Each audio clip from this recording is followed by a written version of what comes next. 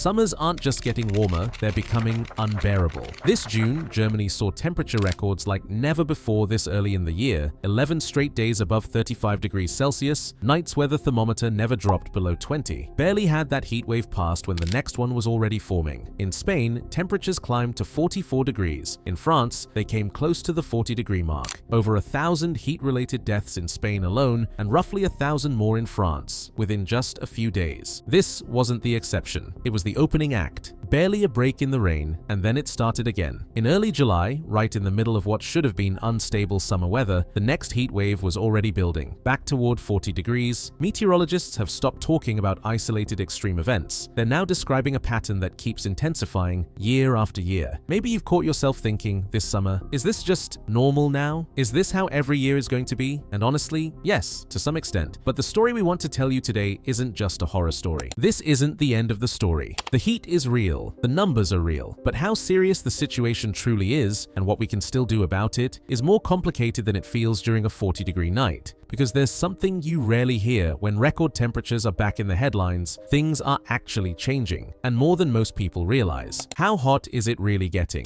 Let's start with the big picture. 2025 was the third warmest year globally since records began, just barely behind the record years 2023 and 2024. That means the last 11 years in a row have been the 11 warmest ever measured. For the first time ever, the average across 3 consecutive years, 2023 to 2025, crossed 1.5 degrees Celsius of warming above pre-industrial levels. That doesn't automatically mean the 1.5-degree target from the Paris Agreement has been broken. That target refers to a long-term 20-year average, not individual years. But researchers at the University of Graz now estimate that we're likely, with over 95% probability, to cross that long-term threshold before 2030. So, within this decade. And that's exactly what explains what we're feeling firsthand right now. Meteorologists call it an omega block, a stable high-pressure system that simply refuses to move on because a weaker, more erratic jet stream lets it sit in place. Normally, weather systems move on within a few days. These stay put for days, sometimes weeks, over the same spot. The result? Heat waves last longer, arrive earlier in the year, and follow each other more quickly than before. What happened in Central Europe in 2026 is exactly this pattern, just earlier and more intense than models predicted even 10 years ago. There's a second factor that often gets overlooked: the oceans. Around France and Spain, sea surface temperatures recently ran up to 5 degrees above the long-term average. Normally, coastal regions cool down overnight thanks to wind coming off the sea. But when the water itself is already far too warm, that natural cooling effect disappears. Nights stay hot, bodies never get to recover, and that's exactly what makes heat waves so much more dangerous for people and ecosystems than daytime heat alone. Here's the strange part. Despite all this, we're actually heading toward a different scenario than the one feared just 10 or 15 years ago. Back then, many scientists expected warming of 4 degrees or more by the year 2100, a scenario with potentially irreversible tipping points and the collapse of entire ecosystems. Today, most models suggest that if current policy simply continues as is, we're heading toward just under 3 degrees. That's still terrifyingly high, but it's a completely different planet than the one we were warned about not long ago. So, the question is, what's actually changed? First, the energy world is genuinely flipping upside down. In the first half of 2025, the world generated more electricity from renewables than from coal for the first time in history, driven largely by a massive solar build-out in China. In Germany, renewables already made up roughly 58 to 61% of electricity generation in 2025.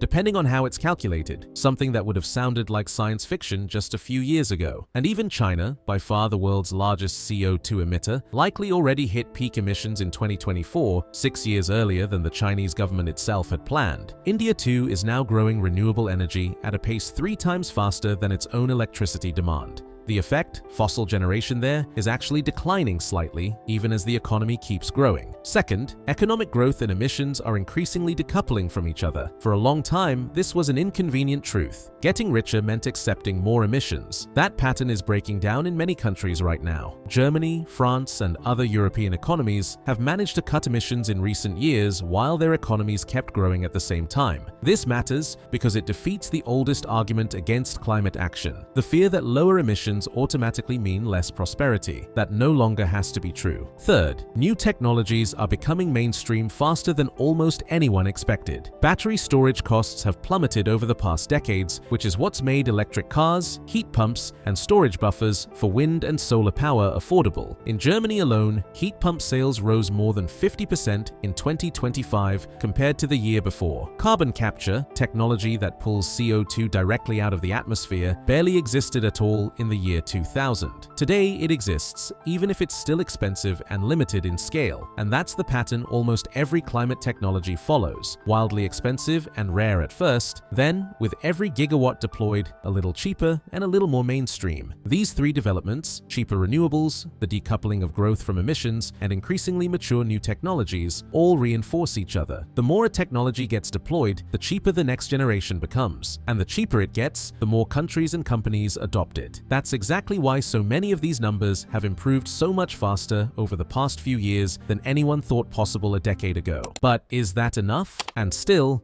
no, it's not enough yet. Global coal consumption hit a new record high in 2024, driven mainly by rising demand in emerging economies. Offshore wind build-out in Germany and Europe continues to lag behind its own targets. And according to the UN Environment Programme, current global climate policy is, at best, on track to limit warming to around 2.8 degrees. Not 1.5. The heat waves we experience this summer, in other words, won't be the last of their kind. They'll likely become more frequent, longer, and start earlier in the year. This isn't an exaggeration, it's the current state of the science. For many regions, that means agriculture that depends on reliable growing seasons is coming under pressure. Cities built for a cooler climate will need to adapt to heat within just a few decades. More green space, different building materials, different urban planning, and people with pre-existing conditions, older adults and young children, are already at risk every single summer, especially in cities where asphalt and concrete soak up heat all day and barely release it at night. The difference between 2 and 3 degrees of global warming isn't an academic number. It's the difference between an uncomfortable week and one that costs lives. That's exactly why treating climate change as an abstract topic and heat as a personal experience is, in a sense, an artificial divide. Heat waves aren't a side effect of climate change. They're one of its most direct and fastest emerging consequences. While some impacts, like rising sea levels or melting glaciers, unfold over decades, heat waves are hitting us right now, every summer, with a measurable death toll. Why giving up isn't an option. So why aren't we telling you this purely as a horror story? Because the feeling that it's already too late, that nothing matters anymore, is the most dangerous reaction of all. Not because it's unrealistic, but because it leads to inaction. And inaction is exactly what determines the difference between a world with 3 degrees of warming and one with 2. The difference between heat waves that show up every few years and ones that become the default state of every summer. Every 1/10 of a degree we prevent means fewer heat deaths, fewer ruined harvests, fewer people forced to leave their homes. This isn't some abstract future scenario anymore. It's this summer, it's the next one, and it's the one where we can still change something. The question isn't whether summers are going to keep getting hotter, they are. The question is whether we manage to slow this down before it overwhelms us completely.